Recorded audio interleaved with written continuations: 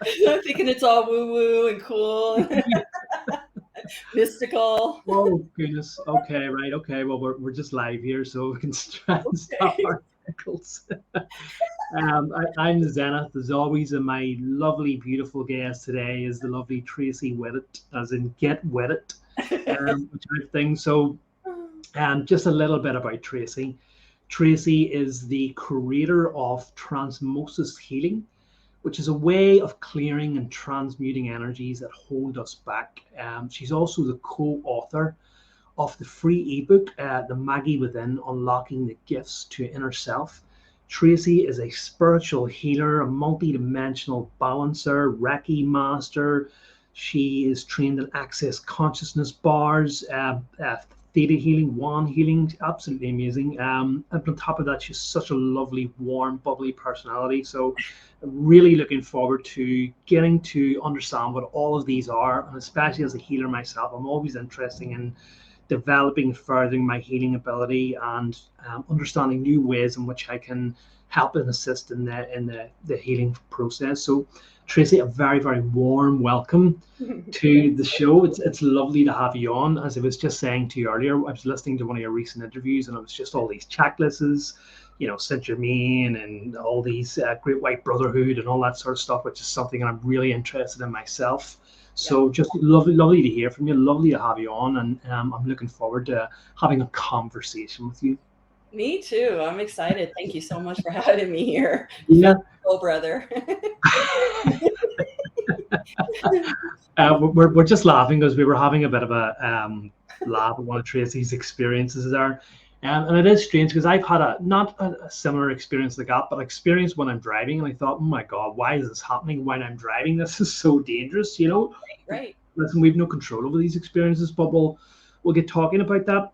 So Tracy, like I was talking to you obviously just before the broadcast went live, and I know that this all kicked off for you around the 80s, but I'm kind of wondering what led you down that path of getting interested in this stuff, in this healing, and knowing that you could do it, and understanding that you had an ability or a gift within you that you could take and start develop. I didn't know I had it. It's kind of like a fish in water. You don't know you're in water. You don't know you're intuitive. You don't know that you have some gifts to offer the world. But I lived in Virginia at the time, Northern Virginia, and a friend said, hey, you should come meet Diet.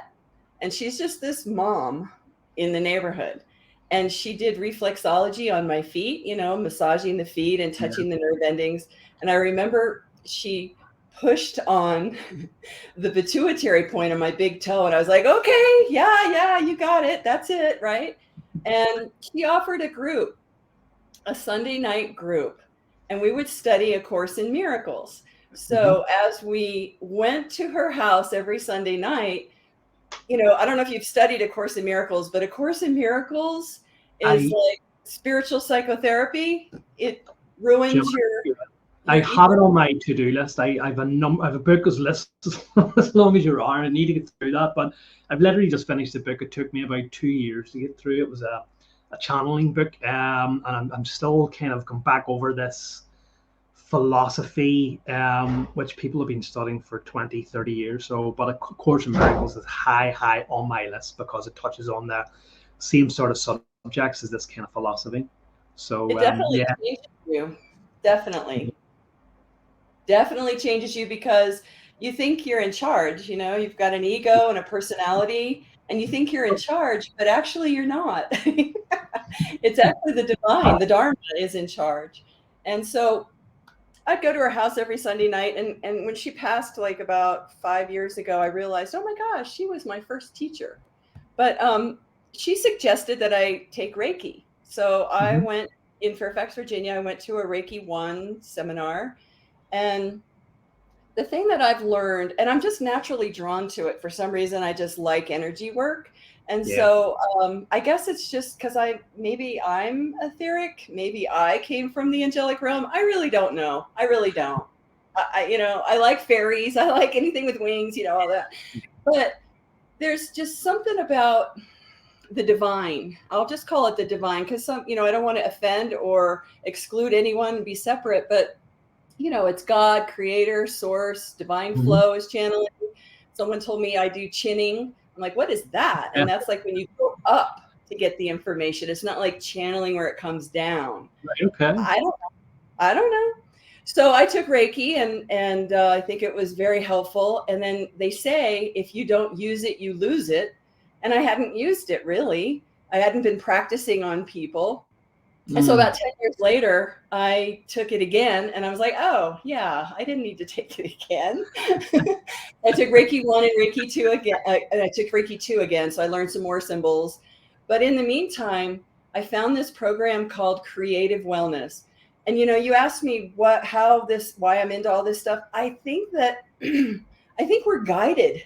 I think we have a path, and I think that we're guided, and I've been guided all along. If I look back, I can see how spirit has divinely guided me.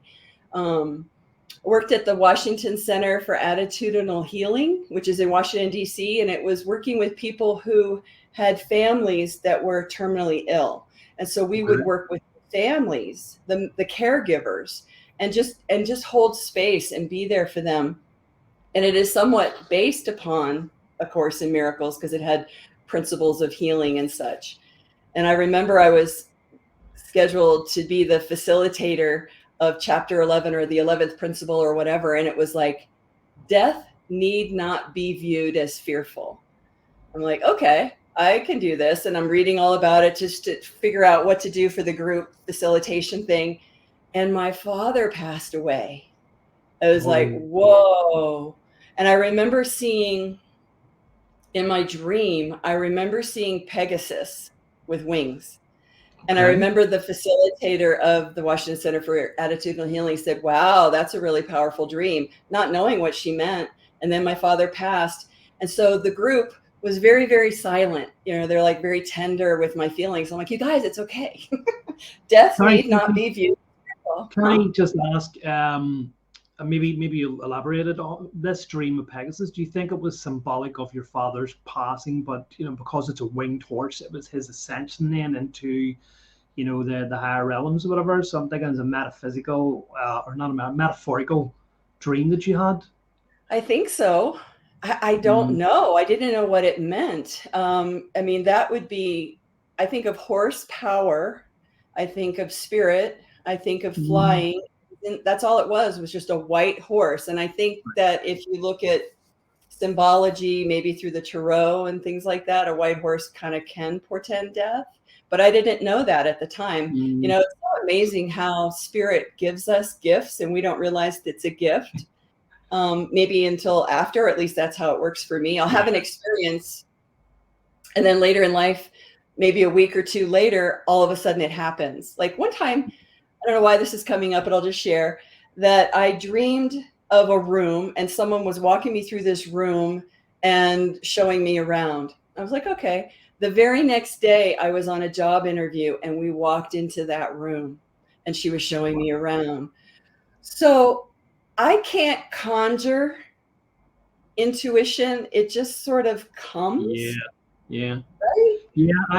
I understand that. Yeah, I would have a lot of those dreams. Maybe not so much like so specific, and sometimes they're in dream format, but most of the time the messages that I receive are just before you wake up. It's that state where you know that you're not dreaming, but you're not fully conscious and you're just experiencing this, and then you wake up and go, oh, okay, right, okay, I'm awake. That was thing. And it's generally a message or somebody comes, whatever, or something like that. Anyway, I've been slapped in my dream.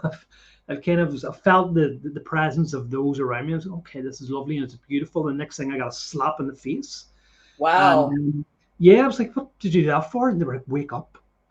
I was like, right, okay. So I woke up and thought if I slept in for work, and I checked, no. And then I was like, okay, wake up to the illusion that is all kind of around you, that you're more than just this body. So a lot of the time I would get maybe not quite as impactful as that, but that's why I'm kind of interested. Generally not so much dreams, but more just in that state where you kind of know that you're not quite dreaming. Well, there's the sleeping dreams, And then there's the waking dream, like you're in life, like we're in a dream right now, apparently. Yeah, yeah. And yeah, and you can get messages from spirit, from God, the divine, however you want to term it, through animals, through, people in the grocery store say something and Yeah. you're like, oh my God, thank you for that message. You didn't realize Yeah. that you just got a message, but I got one, Yeah. right? It's practical divinity. It's really Yes. cool. I Yes. think that we are so loved and we don't even realize it, how loved Yeah. we are.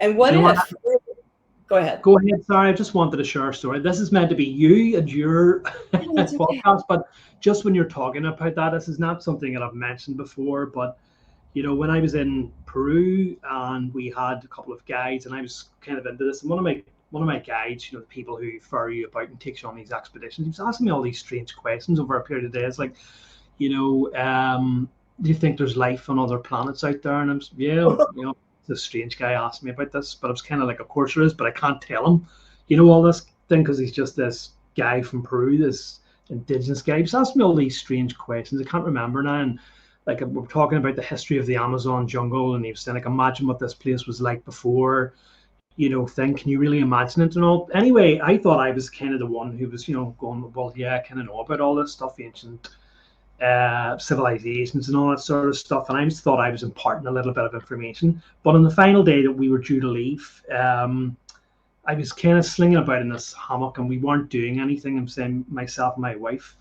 And we just said, look, you go off and do whatever you want. We don't need you today. So we were just kind of hanging back, and I seen the guy passing, sort of within eyesight, or almost at the corner of my eye, off to go and do something, bird watch or something, and he was smiling. And I says, but just something about it. I mean, he can't see me from where I am. Why is he smiling as if he could see me? That's kind of stuck in my mind. And then everything that he was talking about went through my mind, and then it clicked to me. He was my guide. Because there was times there that he was just completely disinterested. He was talking about football or something like that there, and then there was times where I realized there was questions that were directed to me, and that's when it dawned on me, and I got this epiphany, this realization. Oh my God, that was my guide come in some way. I don't understand it, but sorry for thing. I just wanted to bring That's on. cool. That's way cool. Yeah. So it's. I know I've never shared this with this, but I'm not really in contact with him. I'm in contact with somebody else, but he probably, I don't know how I would respond to it. But it was just when you were saying there that people somehow give you messages, and I truly believe that whatever way that happened, that these messages or these things were there to try and see kind of where I am at, or to try, I don't know, but that's when it dawned on me. He was my guide in the physical sense, but he was also my guide in the metaphysical sense for that period of time. I love that. I've heard that the ascended masters just can embody a body and Yeah. help you along your way. That's Yeah. beautiful. What a Yeah. gift. I know. I'm sorry. This is meant to be your interview. I just No, thought I'd. I love it. It's co-creation at its finest. It's great. It's all good because Yeah. it's so nice to talk to like-minded people so that you can actually share. We talked about that earlier. I call them weird experiences, but you're right. They are just natural, but when something happens outside of the matrix, like out of the Yes. norm, out of the belief systems, that's when we think it's weird or it's a miracle. When everything is just natural as it is, I feel everybody else knows what they're doing and I don't. Everybody else has got the answer. You're right. And that's why it is important that we share our experiences, that we connect with people who are of the same vibration or the same mindset, because at the minute we are separate in our own minds. We don't have this great gift of telepathy, I guess, which we can understand what someone is feeling. We can communicate on feelings, obviously on deeper levels. So at the presently, and especially because we come into this human form, we're kind of locked. We're separate in our own mind. So our only kind of form of communication is through talking, and it's hard to, unless you kind of know exactly what someone's doing, who they are and what they are. It's hard to breach that barrier, to get that confidence and that trust to speak out and say, look, I'm this person, I've had these experiences, because you could be quite rightly ridiculed, and then it causes you to clam up inside and not to share that. So while we, through interviews like this and connections, we're helping to, for me anyway, we're helping to create this kind of bubble of consciousness that we're ultimately going to grow and expand in the world. So I just love that you're someone who's had these experiences and is someone who can really relate to that, and I'm just excited, I guess, just to Yeah. be able to share. Well, I think that what you and I are doing in this moment, really, if we think about it, is that we're contributing to consciousness. We're helping to expand it because someone else listening or whatever may have had this experience and thought they were all isolated and alone and thought they were going crazy or something, when in Yeah, fact, yeah. it's kind of normal with people like us. It is, but unless you kind of talk to someone about it, it can feel strange. It can feel weird because same with our gifts, our connections with source, our connections with those who are not in the physical, shall we say, Yep. because they're not an everyday experience, because we don't experience that connection full time. People think that you're just automatically connected, like it's you open your curtain, whatever, and it's there. It doesn't happen like that. Most of our experiences are kind of limited, they're short lived, and that's because we have to get on with our human life. So they can quite rapidly fade when we're experiencing this 3D world, and they can seem not real. And I guess that's why we call them kind of weird and stuff. Exactly. Exactly. Um, so I like my peeps. I like my circle of friends that get me. Because I worked in corporate America for like over 40 years. And everybody, I can relate. I can be a really good human. I can be productive. I can relate. And I have discernment. I'm not going to say something like, "Oh, did you see that UFO the other night?" You know what I mean? Because I'm considerate of their belief systems and where they're at. And their free will, obviously. Mm-hmm. You just have to, it's all about connection. And I think that our lives here, as I've gotten a little older, I'm looking back and going, oh my, I could be really judgmental on myself and go, oh my God, I have been in my body all these years and I'm just getting to know myself and like who I really am. Oh, Yeah. I'm really a spirit or soul inside a body. Now, how can I alchemize myself so that I'm actually soul using this as a vehicle to be Yes. of the greatest service to the whole? Yes. Right? Yes, absolutely. Absolutely. That's what alchemy, true alchemy is. It's turning this kind of base metal, what we call base metal, which is kind of our lower cells, and turning it into gold, which is bringing more of that light, more of our totality into this physical being and radiating that light. So for me anyway, that's what true alchemy is, and I think that's what you're touching on there. Yeah, definitely. And I think alchemy is actually, maybe I'm just getting this in this moment, like maybe it's our intuition. Maybe that's when source or divinity, our angels, our guides, the light can actually permeate this density and our attitude or our structured way of seeing the world. And we get these glimpses of insight and compassion and ideas. And where does that come from? Inspiration, breathing, you Yeah. inspire, it's spirit, and it's all about connection. And so many of us get hurt. We have wounds and we have disconnects. So it's a normal coping mechanism to isolate or just shut up or, do whatever we can to be here as harmoniously as possible, even though inside we might be feeling pretty rough, Yeah. pretty uncomfortable. Yeah. Yeah. So I almost think alchemy is like our intuition, is how our intuition can come in and soothe us and support Yeah. us and help us find our way. Because I always thought I was in charge, my personality, my ego, I'm co-creating here. I'm going to do this. And then all of a sudden life takes you over here and you're like, but wait. And then not realizing that it's for your higher good to follow Yeah. it, just go with the flow. And I have a strong will. So surrendering, kind of I the know. I think edge that I need to especially work. yeah, especially when you get one of those messages, you go, no, I don't see that because we think that we know better. No, why would I want to do no? And they're always right. Well, most of the time anyway. Exactly. When you don't follow that, that's when you find that things end up taking a turn for the worse in whichever way you want to describe it. And go, oh, should have listened to you after all. What if there is a direct path? And then we go, no, I think I'll go over here. I think I'll go over there. I think I'll go over here. And that's fine. We have that choice to react to our knowing. It just takes a while to become whole. Pull all those parts of us together and just surrender into the calm love. It's love. It is. It absolutely is, and it's a very hard concept, but it is. You have to just surrender. You have to just surrender, and know that, what's happening to you or what happened to you is ultimately for your highest good. It's like a fish trying to swim against the current, isn't it? Really, that's where it finds resistance and obstruction. So just go with the flow. Yep.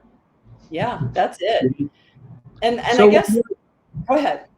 No, go ahead. I was just going to ask you a bit more of your history, but I want you to finish your sentence there. Well, I was just thinking of the word wounded healer. We want to heal ourselves. And so through all of the experiences, whether it's just going to a chiropractor or an energy healer or an herbalist or a nutrition class, for me, like in work, like corporate work, I have a natural propensity to do quality work. Like, okay, so you have this business process. So how can we do that faster, smarter, better, and not do rework? That's my nemesis. Don't do rework, whatever. And I realized that that's what I do in life as well. I want to feed my body nutritional food, like as organic and raw and healthy as possible. I learned some things to take self-responsibility, and I'm not doing it to be a role model, but I've noticed that my family, my son, my stepchildren, people, apparently I have influence, which I didn't know I had. I was just following my inner guidance. And one day I was driving to work in Colorado and I heard, call Vicky. I'm like, who's Vicky? What? And I'm at a stop sign, and it was one of those things like, no. And I said no for weeks. And finally I'm at the stop sign, and her house is like to the left of me. I can see it. It's like in the country in the foothills of Boulder. And so I called. I finally said, okay, I will do what you want. And I called, and her outgoing message was, hi, friends, I'm out camping right now, but if you want to have an energy clearing, please call Jean. So I'm like, So I called Jean, and I had an energy clearing that afternoon. It was lovely. It was perfect timing. It was like a birthday gift to myself. And what I realized while I was laying on the table was, oh my gosh, the energy work clearing that they are doing with me now, Jean is giving structure to what I do naturally. So I was invited to take the class at Multidimensional Body Balancing.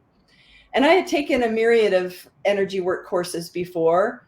And it's just almost like, now I would akin myself to be like a highly skilled nurse that's in an operating room, and someone needs something, I can pull from that energy work or this or that. I have a lot of tools. Yes. And it's like whatever someone needs in the moment, spirit will direct me, and I follow it, and I will share what I hear and what I see. And that's the common denominator through all of these energy work courses that I've taken. The uniqueness of me, I guess, is that I would share what I hear and I see. And I didn't know that it was valuable. I don't know. I didn't think about it. It was very innocent. So what I think, going back to the word alchemy, is that it's like soul homeopathy. It's almost like spiritual alchemy, where when I share what I hear and I see, when working with someone, whether I'm touching them or not, I mean, it's long distance, energy is everywhere.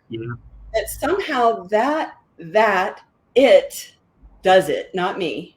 I just get to be the messenger, like the mediator between what you need and what is for your highest and greatest good, for yourself and for all concerned. It's not just about you. It's about for you, your wife, your family, your worker, co-worker, all of it. It's like I don't know. The divine knows, but I don't know. They 100% pure divine light has a perspective broader than I could Yes. ever have, myopic view here being in a human body. Yeah. But as I'm the vehicle for these messages, these divine flow messages that come through, kind of like when you're a kid and someone's reading you a book or a story, you kind of like can go there in your inner worlds, your Yeah. imagination.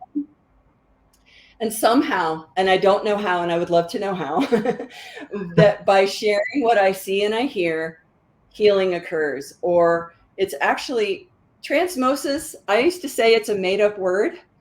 And I had a friend recently say, no, because I was doing Reki on someone and I heard the word. And so I wrote it down so I'd remember. And then no one could tell me what it means. And so I thought, all right, let me research this. Transformation, transmutation, osmosis, what Mm-hmm. is transmosis? And I think what happens is that the recipient of the session is uplifted in frequency and vibratory rate to the level of source that is most appropriate for that person at that time. Right. Okay. Right. And so That's it's a divinely appointed thing, and it's new. And so I'm kind of like safari, breaking new ground and bringing this word out to the world now, and offering my services. If it works, great. If you're drawn to it, great. And it's a gift. It's an appointment, apparently, a yeah. divine appointment. It sounds fascinating. It really does. And as I said, as a healer, it's always something that I'm looking for, something to help transform and add to another kind of feather to my cap or whatever you want to call that. But so how did it come about? Because I know the story. I take it this took place after. Well, maybe we need to go back a little bit because you were mentioning there the multidimensional aspect, the multidimensional transformation healing. So Right. maybe we need to get to that there so that the way we can get to Okay. how you got this inspiration too and how you came up with the term transmosis. So It came to me, and this was in the 90s, really a long time ago, early 2000. I heard the word transmosis and I didn't do anything with it. I just thought, thanks for sharing. Thank you. I don't know what to do with this. And now, now I'm in Santa Fe, and Santa Fe, New Mexico has an energy from the planet that is, it either embraces you or it spits you out. And I've done a lot of inner work. And so it's just refining that. And so, is it a marketing name? Maybe. But how do I describe what I do? Because sometimes someone needs access consciousness bars. And I don't know if you're familiar with that work. Are you familiar with that? I was listening to what it was, but just for the purpose of this interview, could you just talk about Yeah. that? Because once again, that's another interesting modality. Gary Douglas and Dane Heer, Heer. Gary's the founder of it, and he brought it through to the planet. And it is reflexology. The points on your feet are for your body, and access consciousness bars. Think of like a prison bars. Are your limitations that we put upon ourselves that we have.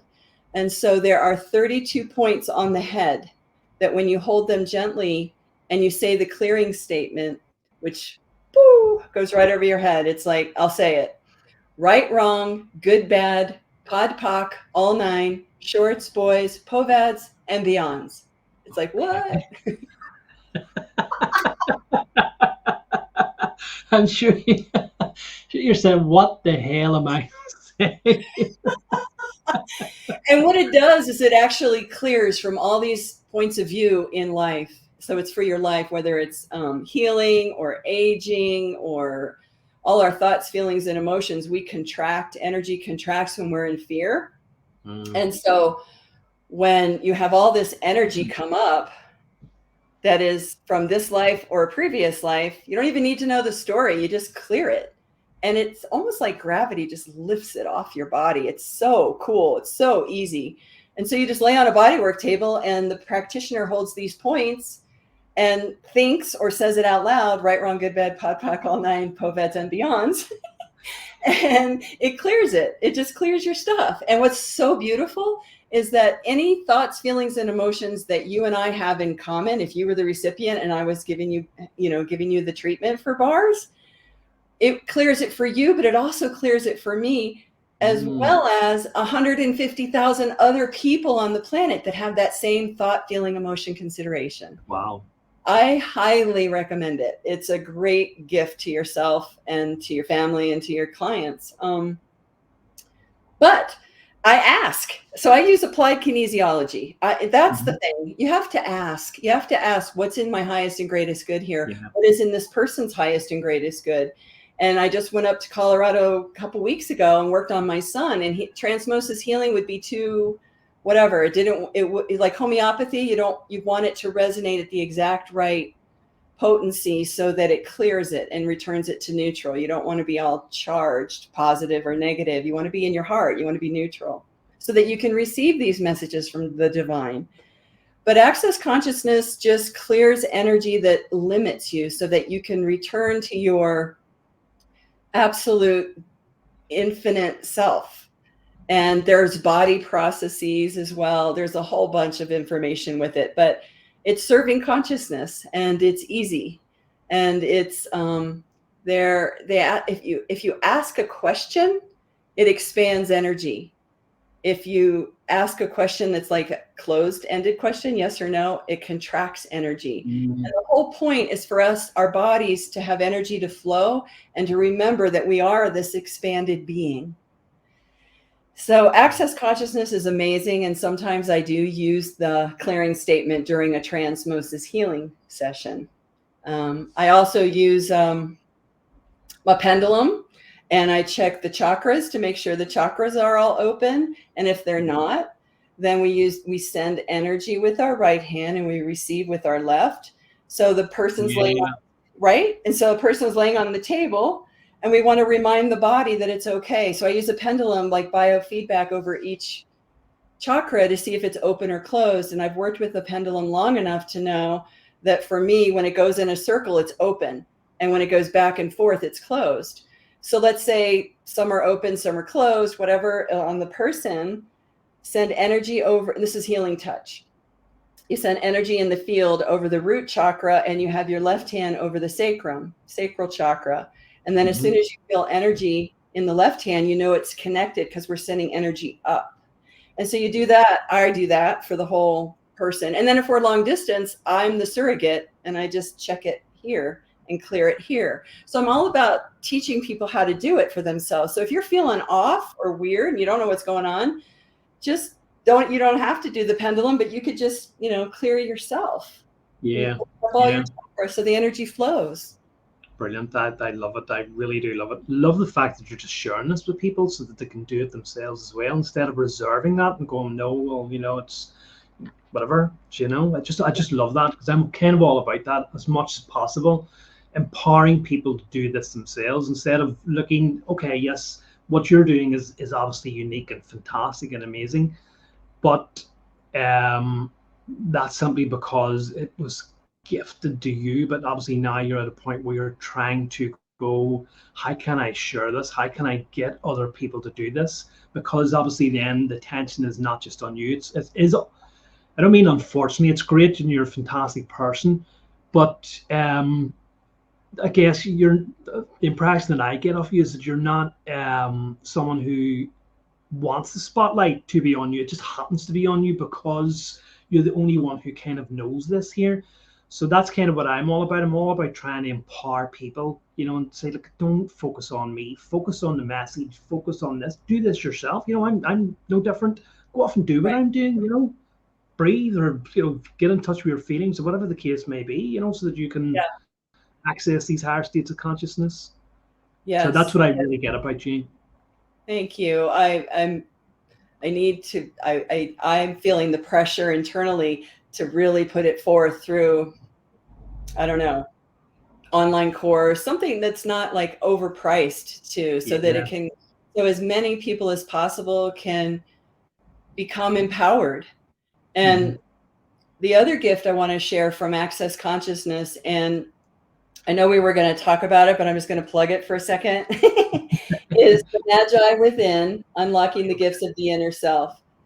So this tool that I want to try and articulate and share here is in the book, and I think under the energy chapter or something. But we know what we know. We do know, but we deny it, or we have doubt, or fear gets in the way, that kind of thing, right? So you can be a pendulum or a divining rod, like finding water, whatever, yes and no. You can be that for yourself. And so typically, if you ask yourself a question that you know the answer to is true, you can ask yourself, like I could say, is my name Tracey Whittet? And my body is telling me, because I'm feeling it up here, it kind of like gives me a sensation here. And I think it's actually the biology, the nerve plexes are like, yes, that's true. Because your body will not lie. It knows what's good for it and what's not. And our mind can override that and say, oh, I think I'll have the chocolate cake instead of the apple, whatever. But you can ask questions and get the answer. So it's called the heavy and light tool. So when something's true, you feel the energy almost lift off your body like gravity. It just lightens up. It's truth. Yeah. And then if it's false, typically it feels heavier. And it's like when you're in fear, or your gut's just like, that's usually your body telling you no. So that's so simple that you could just ask yourself, you don't have to do it out loud so people think you're cray-cray, but you can think thoughts and ask a question and get the answer, yes or no. And you do this through practice.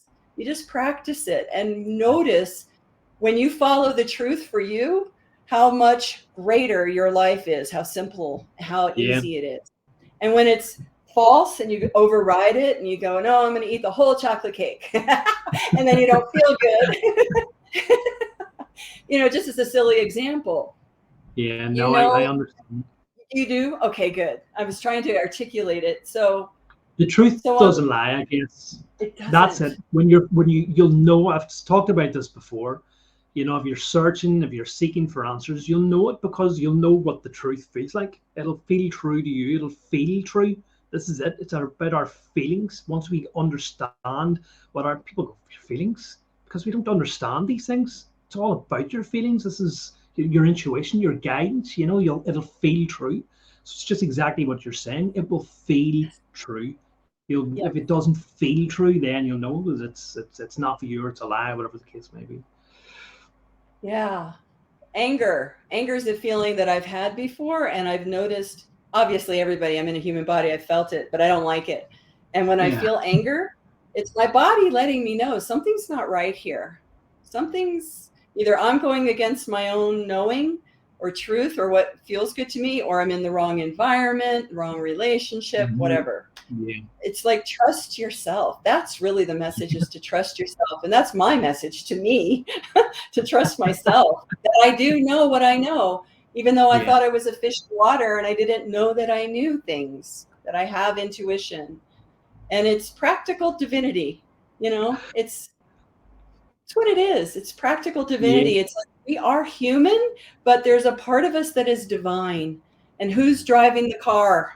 Is it the divine part, or is it the human part? You want to rise up to joy and happiness. And sometimes our chemistry is off and we don't have those feelings, but through support, through allopathic or complementary care methods, you can work through those feelings and navigate your life. It's almost like a life manual. Our body is a vehicle of our life, and we follow it. I don't know about karma. I don't know why that just popped in, but it's like sometimes people get illnesses, and why? Is it that they polluted their body so much? Maybe not. Maybe they inherited things through their DNA, through their genetic line, their ancestors. And I've found that when I work with people doing transmosis, that's the number one issue. is clearing out our ancestral lines of Yeah, energy. Yeah, yeah. There's so much. I guess, um, the more you kind of know about this stuff, then you begin to realize how little you actually know. There's so much that, once you go and go, oh my God, I really don't know anything, because there's just so much, exactly. like karma and how complicated a subject that is, and it's crazy. And I guess one of the things that I wanted to ask there is, this concept of, because it ties into karma as well, of our pre-incarnative choices and lessons that we want to experience, which for me, I don't know if you would agree with this or you have any thoughts about this, are programmed by our higher selves for us to go through. So I'm kind of wondering about the lessons that we need to understand, that the lessons we need to take into life, the illnesses that we need to experience to learn to grow and evolve from that. And I guess wondering, about clearing those traumas, those karmas, those ancestral, whatever, and those pre-incarnative choices.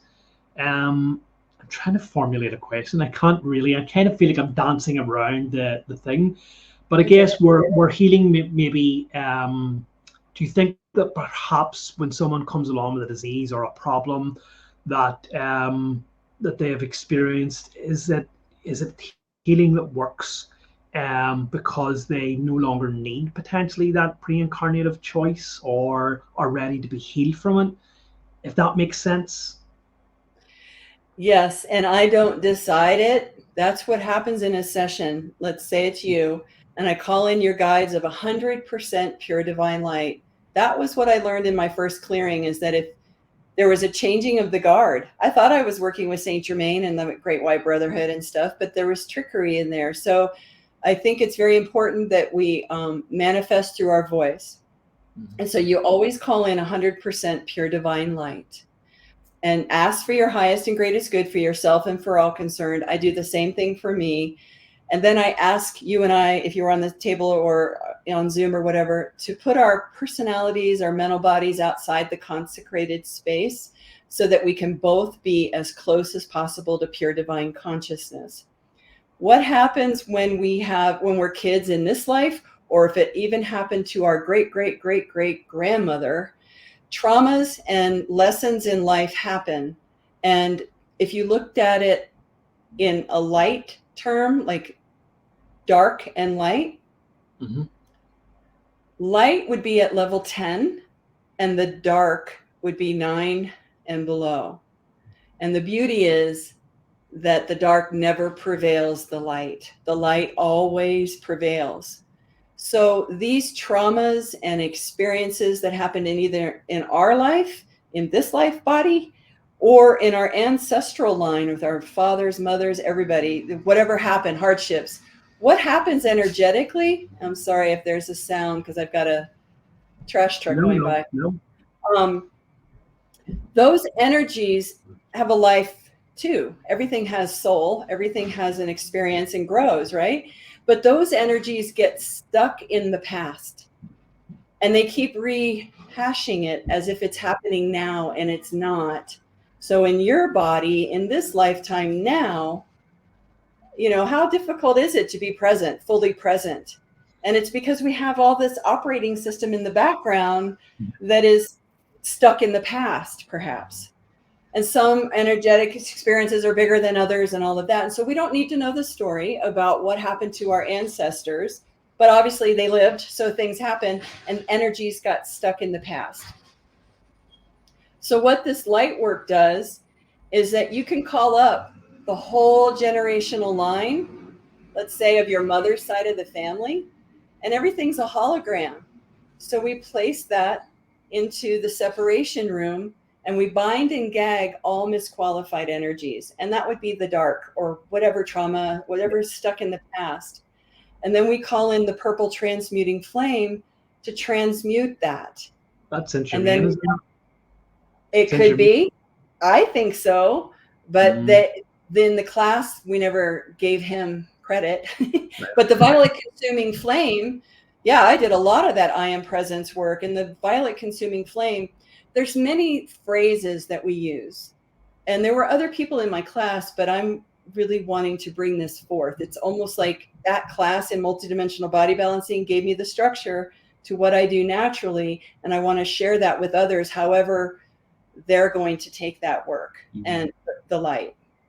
Were you going to say something? Yeah, I was just going to ask you because obviously I know that you've talked about this when we're talking about multidimensional body balancing, is that we have 6 or potentially 7 other bodies, which may seem strange to people, but our physical is only one of them. So we're healing, when we're talking about multidimensional healing, we're talking about healing these different bodies around us. And just if you would just like to talk about that rather than me kind of. Yeah. So 1% is the outer world, our physical body, just 1%. I think it's Buckminster Fuller that said that 99% is invisible. Like, what's going on in that 99%? Yeah.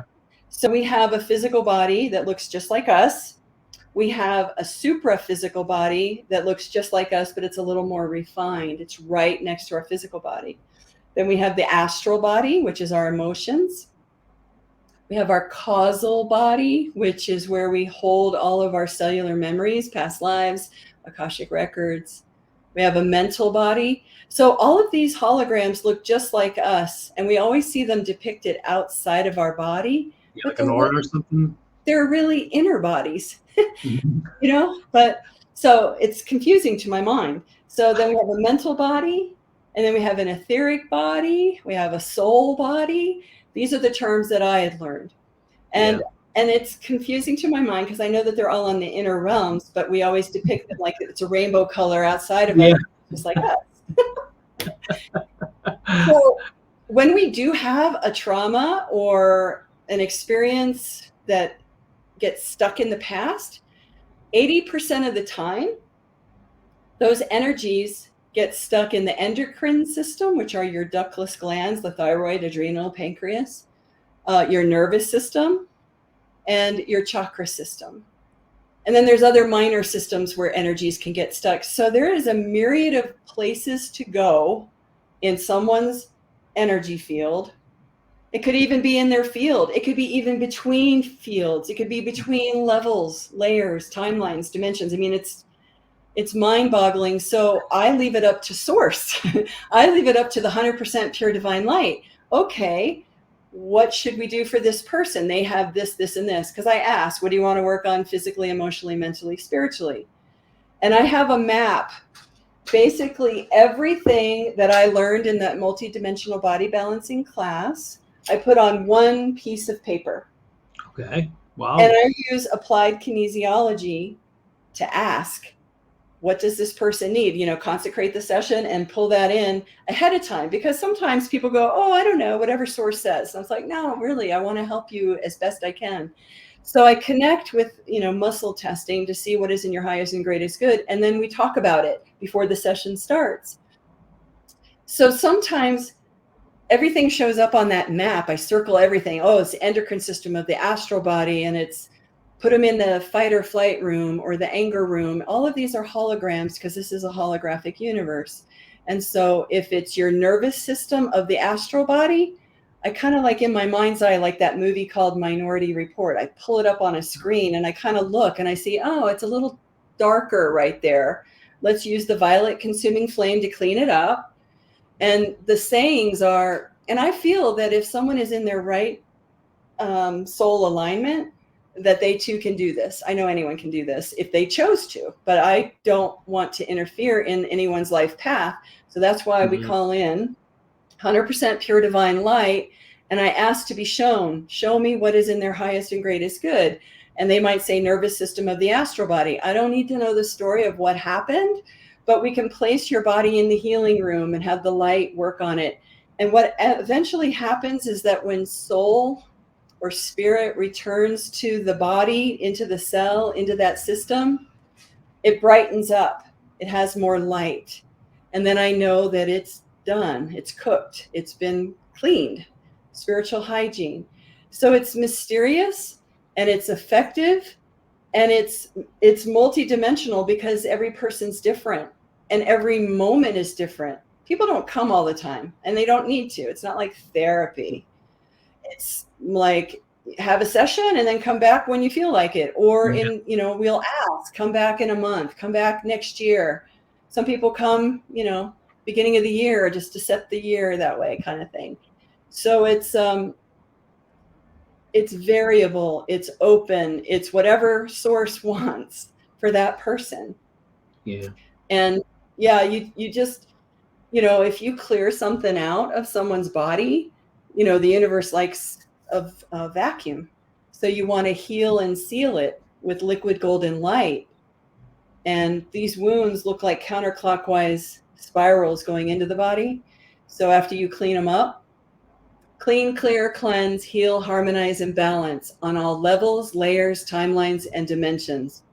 Bam! I mean, that kind of covers it all. Yeah. And then once it's cleaned up, heal and seal it with liquid golden light. Activate upward spirals and reverse any implosions or contractions or shearings, things that are off center. And then you anchor and hold it with divine protection of truth, wisdom, and healing love.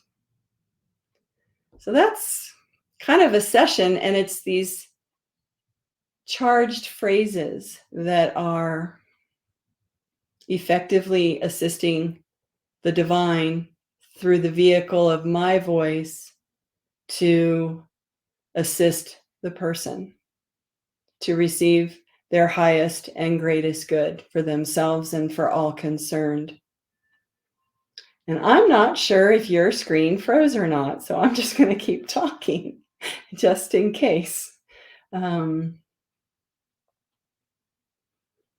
This work is very sacred. It's very divine. It's hard to describe the results that people receive. The results are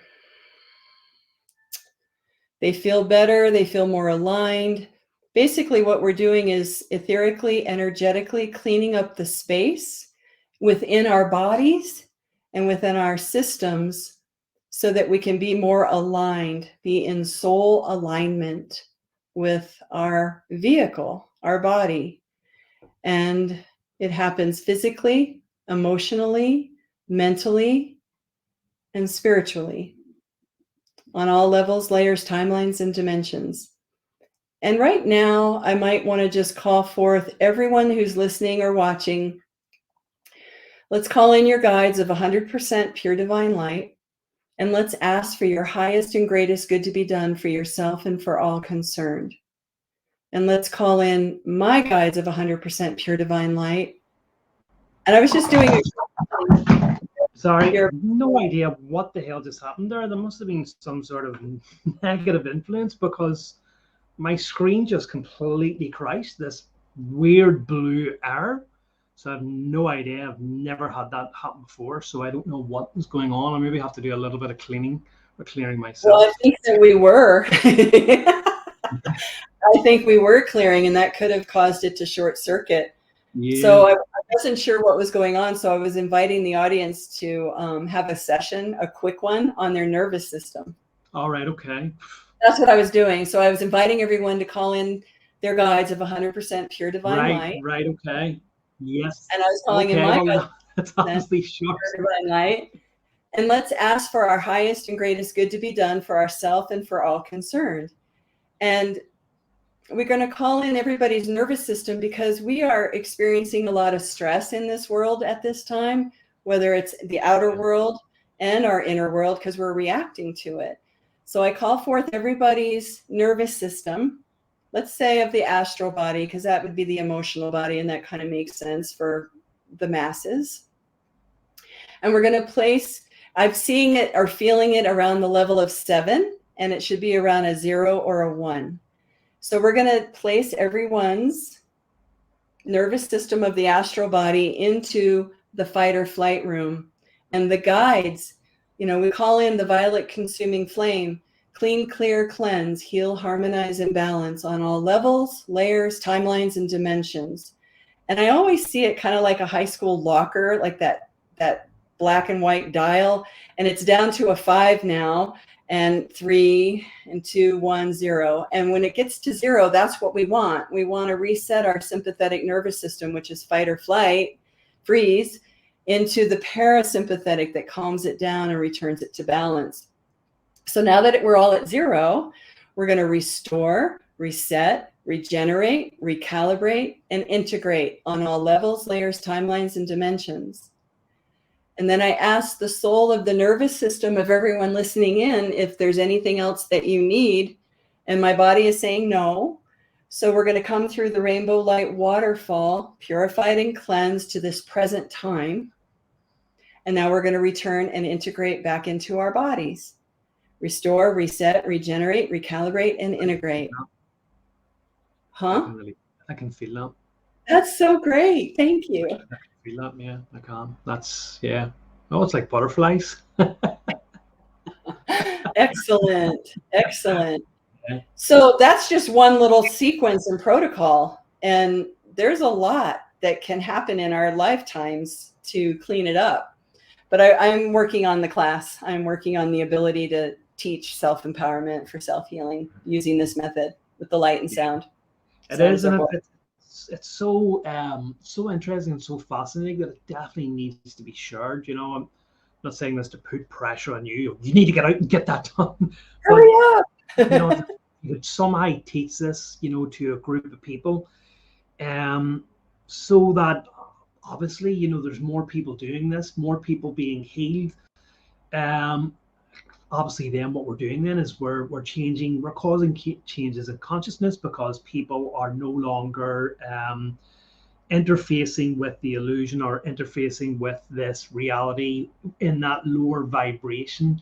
So therefore we're affecting the planetary consciousness, and then we can obviously, hopefully, I don't know if you talk much about this or really know about this, but hopefully this great change that we're all kind of waiting for, we're all kind of trying to manifest into being, can happen a lot quicker then.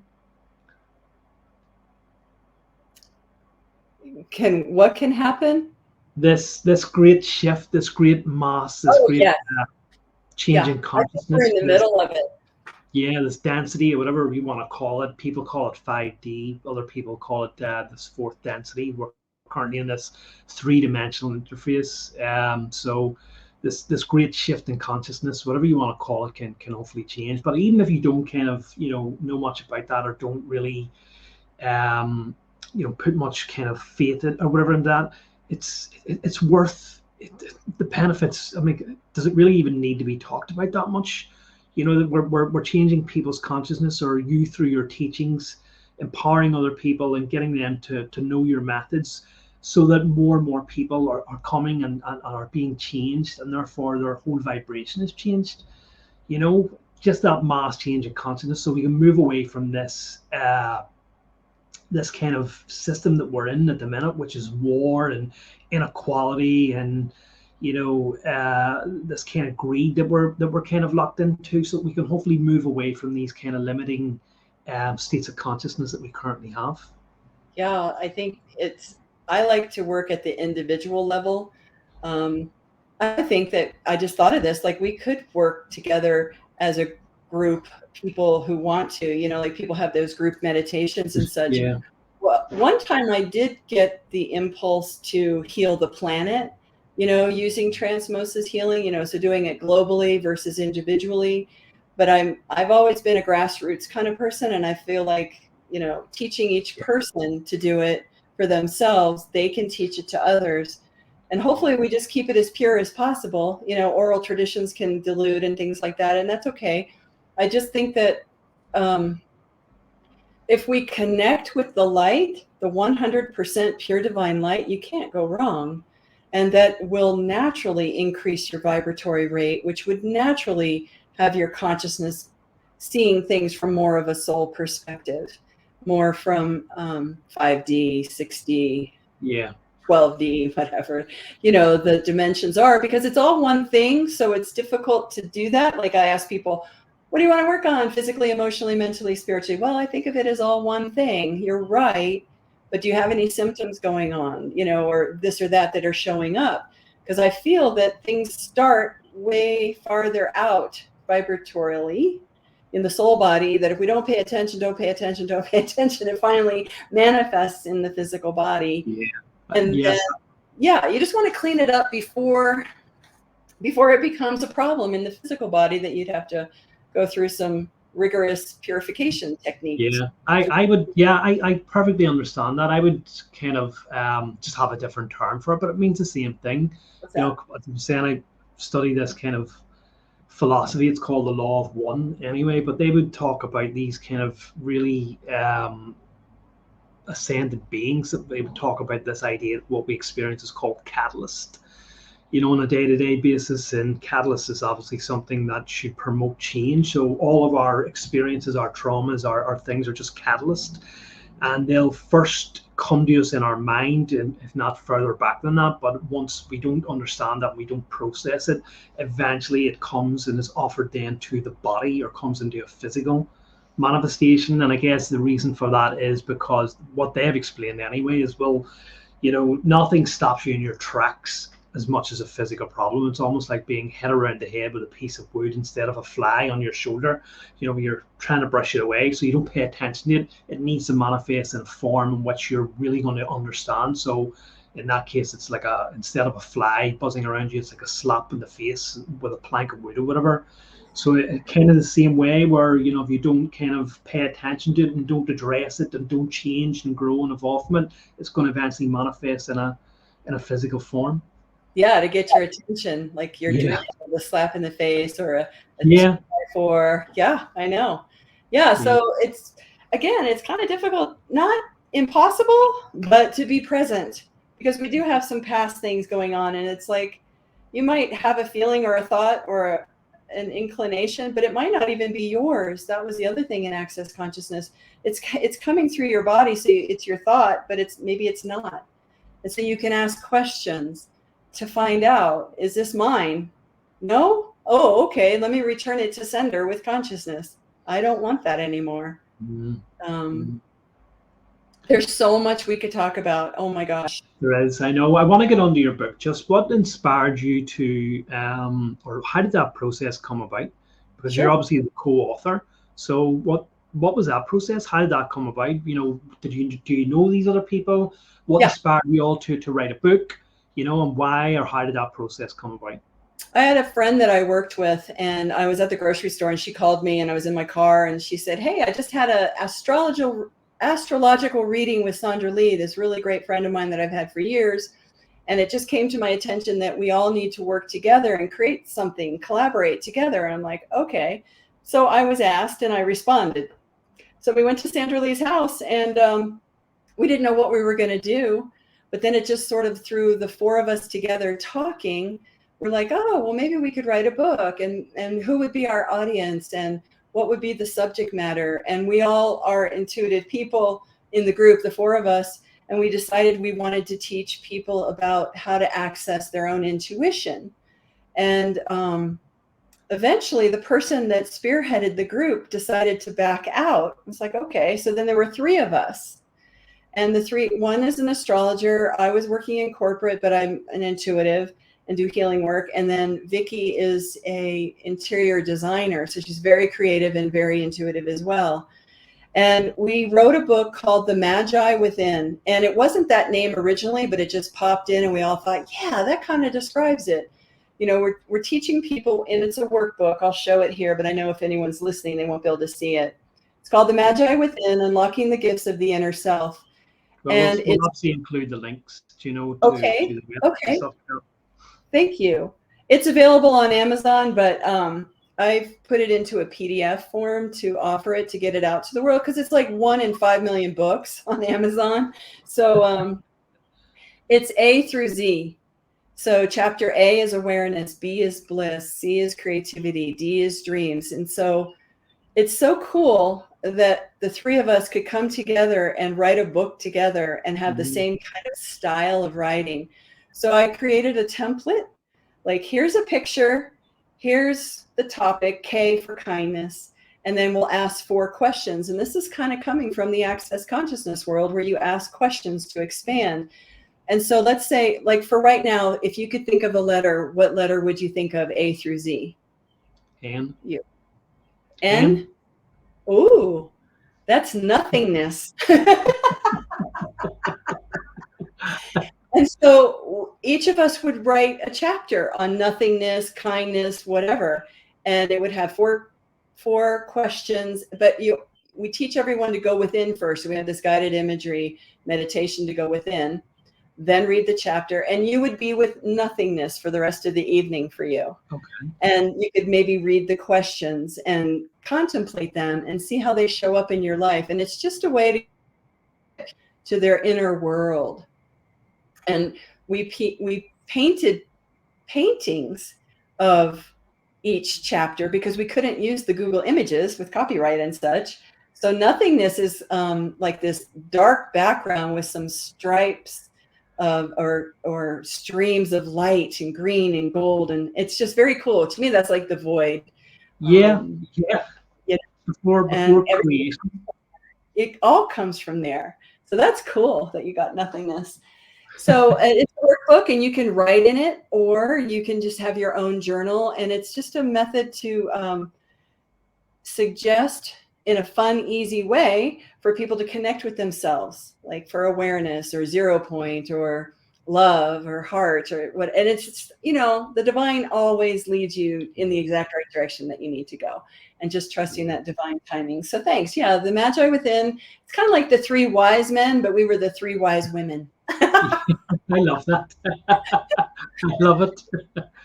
Yeah, so I guess we're kind of coming to that time. So what I'd love to do is because you're such a fascinating, bubbly character, I could talk to you all day, but I know. obviously time's limited. Me too. So what I kind of want to do is find out where people can obviously get a hold of you, find your information, watch your stuff, access this book. Yeah, so I have a website. It's my first and last name, Traceywhittet.com. Yep, get with it. And it's very simple website. I try to verbalize who, what, when, where, why, what Transmosis Healing is. There's a schedule button if you feel like scheduling a session. No pressure. It'd be great. It's always an honor. It's a very sacred time. It's a very sacred space of being with someone. It's very sacred. That's the best word to say it. And then, there's a book page, and you can click here and buy it on Amazon, or you could watch my 1-minute video and put your name and email in, and then you get access to the PDF and just start using it. And I won't spam you. I basically am like, hey, did you open the book yet? Hey, did you look at the kindness chapter? And it's kind of like a 2 sentences of inspiration, hopefully. Yeah, so I definitely will be checking out that book, especially the chapter on nothingness. I definitely will, absolutely. So what have you any other media that you want to direct people to? Any other websites or any other social media or anything like that? I am on Facebook, Tracey Whittet, but I created a business page called Transmosis Healing, and it's one word. And I am an author, and I take down quatrains. I think Nostradamus did this too, wrote in quatrains. But I'll be contemplating and meditating in the morning, and I'll hear a sentence over and over again, very short and sweet. So I'll write it in my journal. And then the next sentence comes, and the next and the next. So I think I have over 500 or 600 of these by now. I've been doing it for years. So on the Transmosis Healing Facebook site, there's a featured image, and it's on my website, but it's also on Facebook. And then it goes out to Twitter, Instagram automatically. So it kind of saves me some time. Yeah, it's a plugin, but yeah, no, I must check that out. I'm not on any, although I kind of on social media. I don't have a Facebook page or a Twitter page or anything like that, but I'll be sure to look in them. Hopefully I can get some sort of public access to it. Rather than, because I know like Facebook, it's very restrictive. You need to be on Facebook in order to access Facebook. But sometimes you can get a bit of a look at. I think Twitter's a bit less restrictive, so I'll definitely be checking those out too. So obviously I was going to ask about your future plans, but we kind of already know that. I guess your plan is hopefully to develop some sort of manual or teaching Yeah. course to help people to get them to learn this stuff. I'm wondering, it must be, I guess you weren't, who was it give you it anyway? We never talked about that, or how did that experience happen? What was the question? The Who what? how did transmosis healing come to you? How did that concept, how does it explain, or not explain to you, but how was it, what's the word, how was it given to you?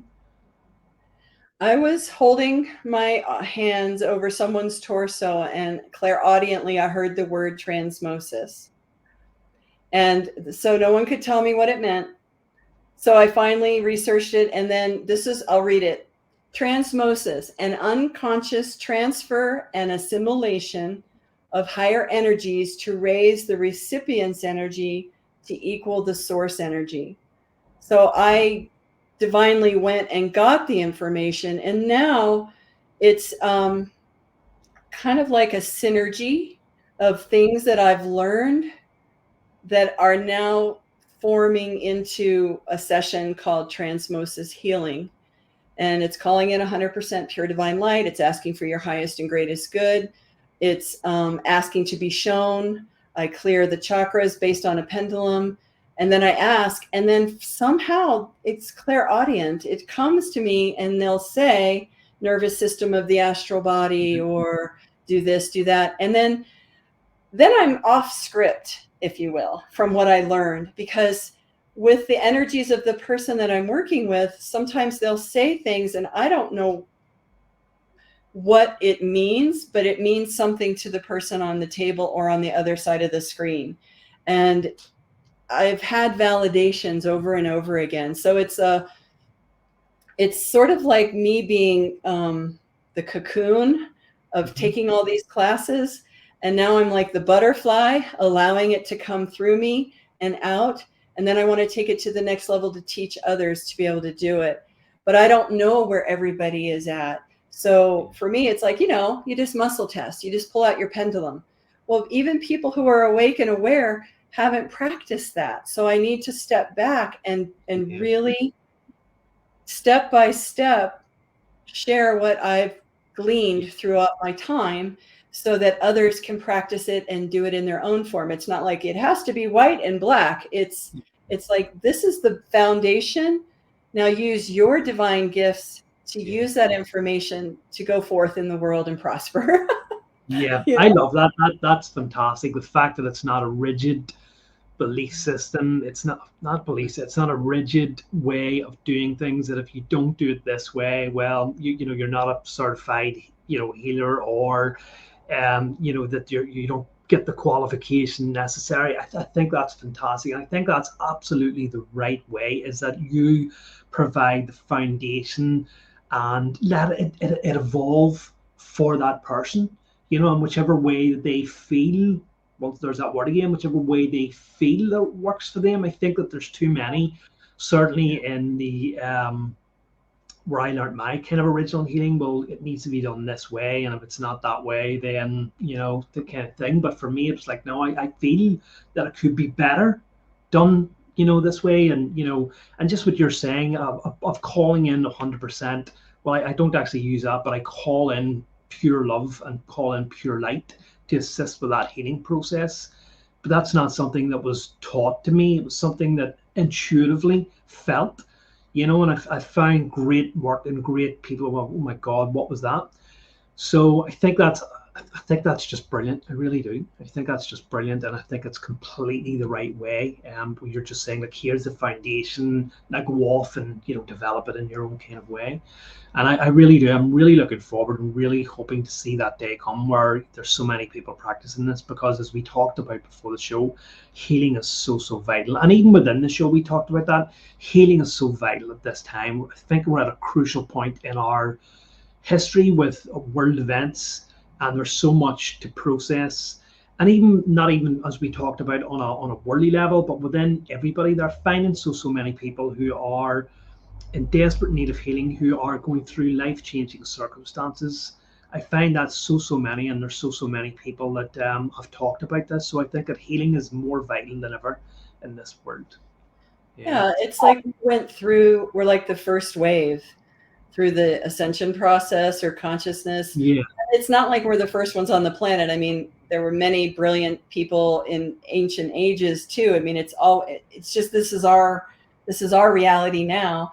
And so we've gone through all of these things, or I have, to be able to catch and receive and midwife someone into their own becoming.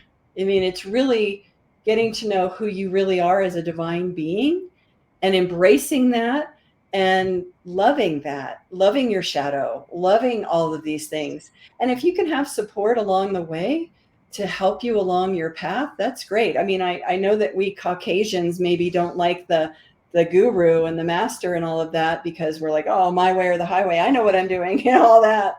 But I had learned through many teachers that it's nice to have someone hold your hand and lead you there, so that you don't kind of meander so much. It can be a little more direct. Yeah. My So there's my thing is to get people to be direct to source. We don't, blessings to the church, but we can access that ourselves. And I want people to feel and think for themselves and trust their knowing, rather than thinking that the media and this and that out in our outer world has the story, because they're kind of propagandizing the way that we see the world. And I want us to all go in and connect with our inner self, so that we can be empowered and choose what's right for us. And that's what maybe the outer world doesn't want us to do, right? So we're breaking the system here. We're breaking the illusion. And I think it's the outer world and the inner world coming together now, where that's the way it needs to be. We have to have these free thinkers, our own creativity, our own essence, to put it into the energetic soup, so that we can raise consciousness together. I mean, I am very Pollyanna-ish, I definitely think we could have utopia here, and we'll do the best that we can. Kind of like that book, The 100th Monkey, where, critical mass, eventually it's just going to be the way that it is. Yeah, I think you're right. That's the way I think the world is going. I don't see it as doom and gloom. I see it as we're coming out of the egg, we're cracking through, and we're going to fifth dimension, whatever the terms are, whatever the buzzword is, but it's really more love, peace, harmony. Yeah, it absolutely is. And that's just such a beautiful statement that you said there, about the way the world is and how we can sort of navigate around that, and about where we're going with it. You're right. And I guess it all depends. It's what you choose to focus on, isn't it? It's whether or not you choose to focus on the media and the fear mongering and the corruption and like that. And there's so many people, even people within the spiritual community and people who I know, who have fallen into that trap of focusing thing, and even giving your power away to certain individuals who were supposed to come and lead us into this new world, presidents and stuff like that. And now I just kind of like, I said it did for a while, and then I was like, no, listen, you're giving your power away. You're giving your power away by focusing on one person to come in and solve all this. It's up to us. We have the responsibility to change ourselves and to get ourselves in the highest vibration. So that's what I kind of said when all of that stuff was going on. I'm sure you're aware of what I'm referring to. It was like, no, listen, there's no help comes within. Jesus is not returning again, for a thing, despite what you may think is somewhat Jesus. It's up to us. We need to change ourselves. So I just concentrated on working to do the shadow work, do the inner work, to transforming myself and letting more of that love come in, and recognizing that love can be held and found within each and every moment, and to manifest and try and share that love outwardly as much as I can, even with a conversation with someone who is not open to this stuff. I would just let them talk and just mentally project love at the end of the day. So I guess what I'm trying to say is your message just resonates so much with my own kind of beliefs and what I'm kind of trying to do in the world. So thank you so much for that there. Yeah. Do we have time to And if we don't, it's absolutely fine because we've been doing this for quite a long time. And do we have time to go through your weird and wonderful experience that we were talking about?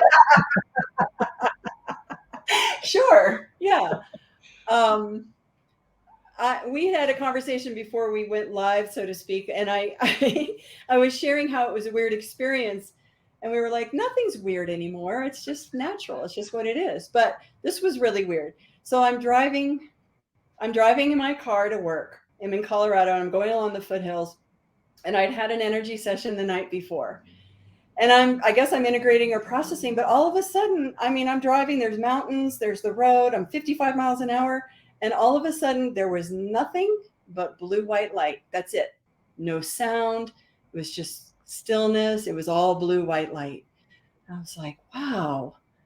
And then all of a sudden I saw my hands on the steering wheel. And like when you go to a movie theater, there's a flat screen in front of you. And I remember thinking, wow, the veil really is thin. It really looks so real. Because it was almost like I could feel and see the inside of my car and the steering wheel and then the theater screen, but nothing else. I knew that there was stuff on the other side, but that's all I could see. And it was flat and it wasn't moving.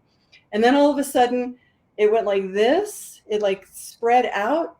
And then the sound and the movement came in all at the same time. And I was like, whoa.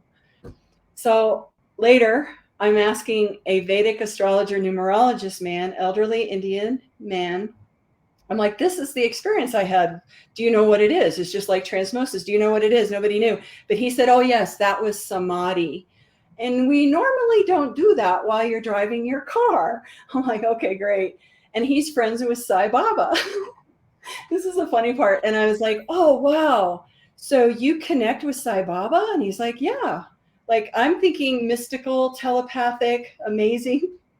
And he says, I go, well, so how do you reach him? And he goes, on the cell phone? I'm like, oh, so you guys are friends in the 3D world. You talk to him on the cell phone. I never thought of Sai Baba having a cell phone. That is just such it's so funny because we tend to look for the mystical in everything, and sometimes it's just a practical thing. It's on the other end of the cell phone. I felt so innocent. He's tuning his mind, his vibration, and he's receiving these telepathically, you know, he communes with you in your dream space, in your meditation. But no, it's like, hey, dude, how's it going? Brilliant, absolutely amazing, fantastic. God, there was something else that I wanted to ask you there, and it's completely went out of my mind. I just want to say, Tracey, it's been an absolute honor and a privilege to have you on. I've enjoyed so much connecting with you. I've enjoyed your bubbly personality. And I think that's why you, even at your age, that you look so fantastic because of that humor that you have about you. Absolutely. So yeah, it's been an absolute honor. It's been a pleasure. And you know what? I'm actually just thinking about that experience there when you were doing that clearing where the computer went completely down at my end and you took over hosting duties for a little bit of time. So maybe that's an indicator to you that, you know, potentially that you maybe could expand in another field and maybe do YouTube videos or something like this yourself. Yeah, I have a few, but I haven't done that yet. I'm really actually very shy, so it's easy to talk one-on-one. And when it's live like this, it's like, oh my gosh, I don't even know who's listening. You know, access consciousness, last tip is if you feel judged, normally we contract fear, you know, we get smaller. But if you feel judged, just expand your energy out really big, because it's like turning on a light in a dark room. It just goes away. It doesn't matter anymore. So that was my point about the live audience, and people might be judging me or whatever. It's like, I'm just going to expand my energy so I don't feel it and notice it. Yeah, beautiful. Be who I am, right? Yeah, absolutely. It's not something this is not something that I ever wanted to do. I only joined much because it was a way for me to distribute my podcast, which was me just talking and offering spiritual advice and insight. So I thought, okay, right, well, I'm not being on this. I'm not being a guest in anyone's show, and there's nobody. Next thing, a whole range of people. I was, oh my God, what do I know about what do I know about interviewing people? I'm not an interviewer. I'm not somebody. I don't want this, and I almost ran away from it. But um, like like a few I think it years shows before. you. I think Yeah, well, spirit shows yeah, you. they did. This is what I'm getting to. A few years before that, I'd only got my website, and on my website there still isn't. Well, there is kind of now because they publish these interviews and stuff. But on before that, there was absolutely no information about me on my website. There wasn't even a picture of me. I didn't even disclose my gender, nothing about me because I was very shy. I don't like social media, but I also wanted the messages, what it started over the channel messages, to stand for themselves rather than someone focus on me as a person.